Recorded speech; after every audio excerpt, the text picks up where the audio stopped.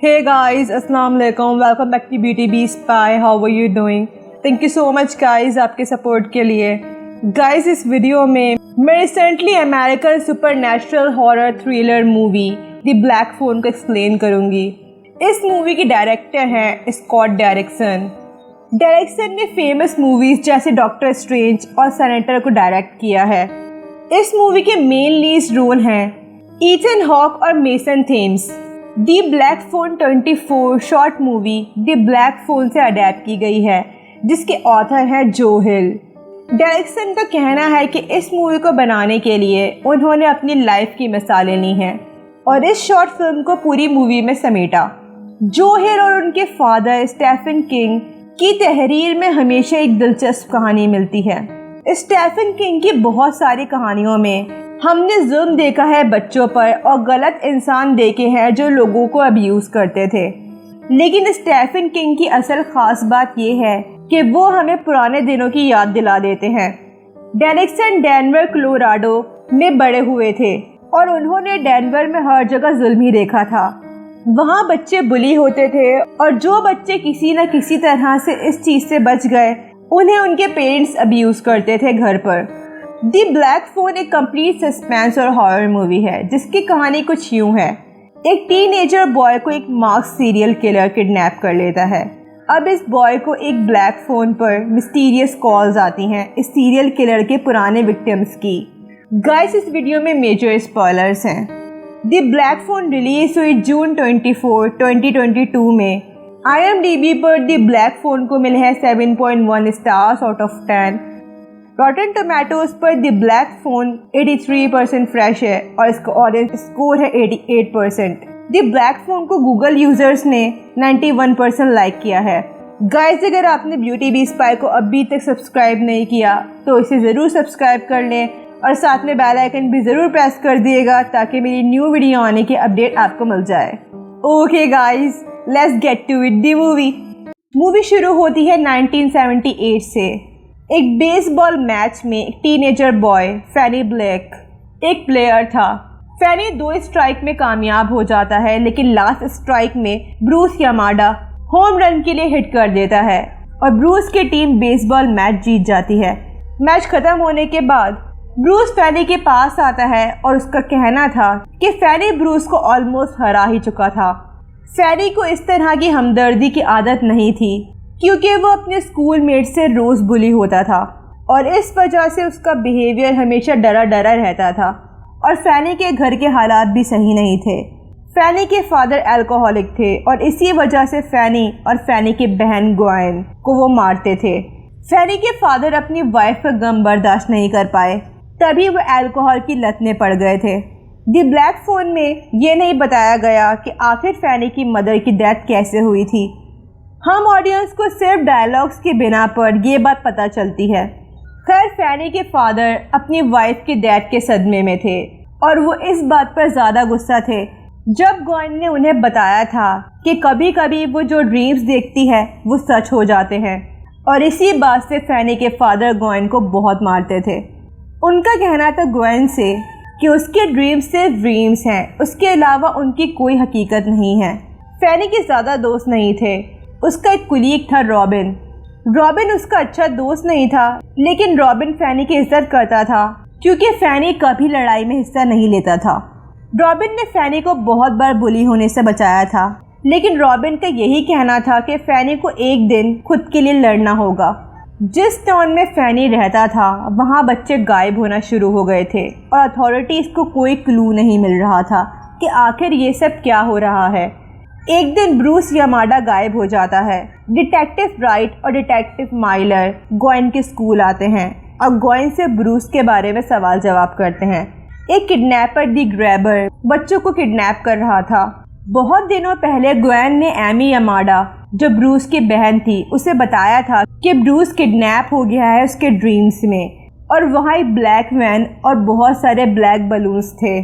Detective Gwen से interview करने इसीलिए आए थे क्योंकि उन्हें 2 ब्लैक बलून्स मिले थे जहाँ से ब्रूस को किडनैप किया गया था और ये इन्फॉर्मेशन बाहर नहीं निकाली थी पुलिस ने। डिटेक्टिव्स को लग रहा था कि ग्वेन को इस किडनैपिंग के हवाले से और भी बातें पता हैं, लेकिन वो बता नहीं रही। लेकिन ग्वेन ने जो बताया था कोई भी उसकी बात पर यकीन नहीं कर रहा था। नेक्स्ट मॉर्निंग ग्वेन के फादर ग्वेन को बहुत मारते हैं क्योंकि पुलिस उनके घर आई थी ग्वेन से बात करने। फैनी डर के मारे दूर खड़ा था और वो अपनी प्यारी बहन को अपने फादर से मार खाते हुए देख रहा था। फैनी अपने फादर पर चिल्लाता है और वो चाहता था कि वो अपने फादर को रोके, लेकिन उसके अंदर इतनी हिम्मत नहीं थी। नेक्स्ट डे रॉबिन मिसिंग हो जाता है और फैनी का दिल डूब गया था क्योंकि रॉबिन फैनी का एक लौता सच्चा दोस्त था। हर फ्राइडे ग्वेन अपनी फ्रेंड के घर स्लीप ओवर के लिए जाती थी, जिस पर फैनी अपने सारे घर के काम और अपने फादर की देखभाल करता था। लेकिन एक फ्राइडे फैनी अपने घर नहीं आता और रात हो जाती है और फैनी का कुछ अता पता भी नहीं था। फैनी दी ग्रैबर के हाथों किडनैप हो गया था। खैर ग्वेन अपने भाई के गायब होने की खबर सुनती है और वो घबरा के घर की तरफ भागती है और वो खुदा से दुआ मांगती है कि वो ग्वेन के ड्रीम्स में कुछ ऐसा इशारा दे दे जिसकी वजह से वो अपने भाई को सेव कर सके। Okay guys, let's get to it, the ending. Fanny को दी ग्रैबर ने एक साउंड प्रूफ बेसमेंट में कैद कर दिया था। बेसमेंट में एक ब्लैक फ़ोन था, लेकिन उस फ़ोन की लाइन कट थी।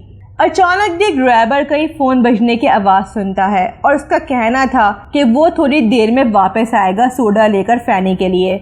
अचानक दीवार पर लगा हुआ ब्लैक फ़ोन भी बजना शुरू हो जाता है। फैनी शॉक में था कि ये कैसे पॉसिबल है। दी ग्रैबर ने फैनी को कहा था कि ये फ़ोन उसके बचपन से काम नहीं करता है, जबकि ये बात सच नहीं थी। दी ग्रैबर ने भी ब्लैक फ़ोन बजने की आवाज़ सुनी थी, लेकिन वो इस बात को मानने से इनकार कर रहा था। फ़ोन दिन में बहुत बार बजता था, लेकिन फ़ोन की दूसरी साइड से कोई बात नहीं करता था। बेसमेंट साउंड प्रूफ था, इसीलिए कोई फैनी के चीखने चिल्लाने की आवाज़ नहीं सुन सकता था। लेकिन अचानक एक नाकाबिले यकीन बात होती है। फैनी से एक लड़का फ़ोन की दूसरी तरफ से बात करता है। वो लड़का फैनी को नहीं जानता था, लेकिन फैनी को पता था कि ये लड़का ब्रूस यामाडा है। ब्रूस फैनी को कहता है कि ये फ़ोन तब बजता है जब वो और अलग बच्चे यहाँ होते हैं, लेकिन इस फ़ोन की रिंग सबको सुनाई नहीं देती। अब ब्रूस फैनी को कहता है कि हॉलवे के अदर साइड पर डर्ट सेक्शन है, वहाँ जाके फ्लोर को खोदो। फैनी वहाँ फ्लोर को खोदता है और जितना वो खोद सकता था और उस गड्ढे को वहाँ पर रखे हुए कारपेट से ढक देता है और वो वहाँ की सारी मिट्टी को पॉट में फ्लैश कर रहा था। जब नेक्स्ट टाइम दी ग्रैबर फैनी के लिए ब्रेकफास्ट लाता है और जाते वक्त वो बेसमेंट का दरवाज़ा खुला छोड़ देता है। फैनी वो देखता है और वहाँ से भागने की कोशिश करता है, लेकिन अचानक फ़ोन फिर बजता है। इस बार फ़ोन पर बिली था और बिली को खुद अपना नाम याद नहीं था, लेकिन फैनी बिली को जानता था क्योंकि बिली न्यूज़पेपर डिलीवरी बॉय था। बिली फैनी से कहता है कि मत जाओ ऊपर, ये एक ट्रैप है। दी ग्रैबर फैनी का वेट कर रहा है अपस्टेयर्स पर। अगर फैनी अपस्टेयर्स चला गया तो दी ग्रैबर उसे बेल्ट से मारेगा। बिली अपनी नेक्स्ट कॉल पर फैनी को बताता है कि एक वॉल के नीचे केबल वायर है। जब दी ग्रैबर ने बेसमेंट बनाया था तो ये वायर उसने दीवार में लगाई थी। इस केबल की मदद से फैनी बेसमेंट वाली विंडो से भाग सकता है। फैनी बहुत कोशिश करता है, लेकिन वो कामयाब नहीं होता। अब नेक्स्ट कॉल पर एक लड़का होता है ग्रिफिन। ग्रिफिन का कहना था कि जब दी ग्रैबर बच्चों को नहीं पकड़ पाता तब वो बहुत बेचैन रहता है। दी ग्रैबर ने इस गेम का नाम नॉटी बॉय रखा है और वो बेसमेंट का डोर हमेशा खोल कर जाता है किसी वजह से। दी ग्रैबर इस गेम को जीत जाता है जब वो बच्चों पर जुल्म करता है और फिर वो इस गेम को नेक्स्ट लेवल पर लेकर चला जाता है। अगर एक बार दी ग्रैबर ने विक्टिम पर जुल्म किया, इस तरह विक्टिम को अपने कत्ल में थोड़ा टाइम मिल जाता है। बिली का कहना था कि दी ग्रैबर ने अपने मेन डोर पर बिली की बाइक का लॉक लगाया है और इस लॉक का कोड उसने किसी वॉल पर क्राफ्ट किया है। फैनी वो कोड ढूंढकर अपस्टेयर्स जाता है और वो वहाँ से भागने में कामयाब हो जाता है, लेकिन दी ग्रैबर फैनी को वापस पकड़ लेता है। नेक्स्ट कॉल होती है वेन्स की। वेन्स वो इंसान था जिससे फैनी एक बार डरा था। वेन्स एक बिगड़ा हुआ लड़का था जिससे सब परेशान थे। वेन्स फैनी को बताता है कि डर्ट सेक्शन की दूसरी साइड पर स्टोर रूम है और उधर एक फ्रीज़र है। फैनी फ्रीज़र से भाग सकता है। फैनी फ्रीज़र से भी भागने की कोशिश करता है, लेकिन वो फिर नाकाम रहता है। फैनी अब अपनी होप लूज़ कर देता है और वो रोता है क्योंकि वो बेबस महसूस कर रहा था और अब द ग्रैबर उसका कत्ल करने के लिए आने वाला था। अचानक फ़ोन रिंग करता है और इस बार रॉबिन था कॉल पर, जो फैनी का दोस्त था। वहाँ फैनी को पता चलता है कि जिस लड़के से उसने ब्लैक फ़ोन पर बात की थी उन सबको द ग्रैबर कत्ल कर चुका था। ये फ़ोन एक ज़रिया था कि विक्टिम्स उन लोगों से जुड़ सके जो इस दुनिया से जा चुके थे। इन सब बच्चों ने अपना बेस्ट दिया था द ग्रैबर की कैद से आज़ाद होने के लिए, लेकिन वो भाग नहीं सके और मारे गए।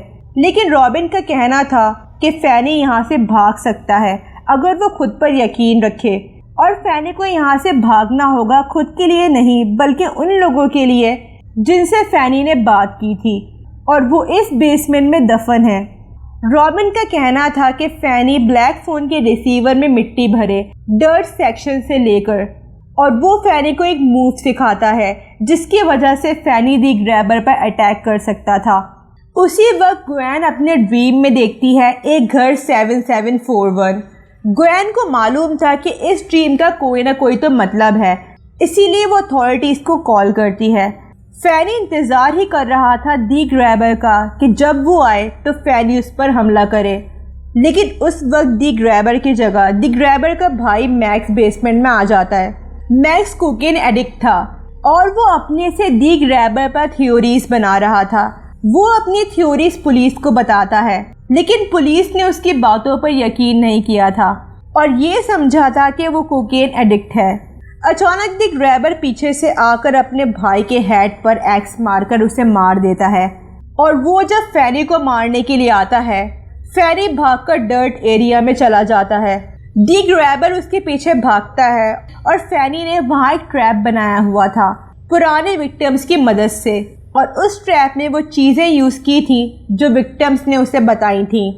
फैनी द ग्रैबर को केबल वायर की मदद से गड्ढे में गिरा देता है जो उसने गड्ढा खोदा था। गड्ढे के अंदर विंडो का आयरन कवर था, उसकी वजह से द ग्रैबर का पैर मुड़ता है और उसकी हड्डी टूट जाती है।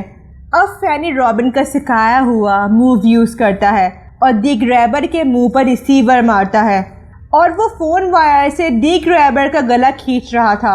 अचानक फ़ोन रिंग करता है। फैनी जानता था कि इस बार ये कॉल उसके लिए नहीं, ये कॉल द ग्रैबर के लिए थी। अब सारे मरे हुए बच्चे द ग्रैबर को कहते हैं कि आज उनका बदला पूरा हो गया, और फैनी वायर को खींचकर द ग्रैबर की नेक तोड़ देता है। फैनी एक गोश्त का पीस द ग्रैबर के डॉग को देता है और घर से भाग जाता है। सामने ग्वेन अपने भाई के इंतज़ार में बैठी होती है। वहाँ पुलिस को पता चलता है कि द ग्रैबर 2 घर यूज़ करता था आमने सामने।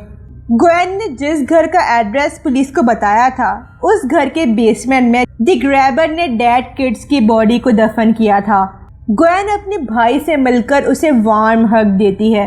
इस तरह फैनी का नाइटमेयर ख़त्म होता है और साथ ही साथ द ग्रैबर का भी एंड हो गया था। दी एंड। गाइस, आपको वीडियो कैसी लगी मुझे कमेंट सेक्शन में ज़रूर बताइएगा। अपना बहुत ख्याल रखिएगा। अल्लाह हाफिज़। Love and piece.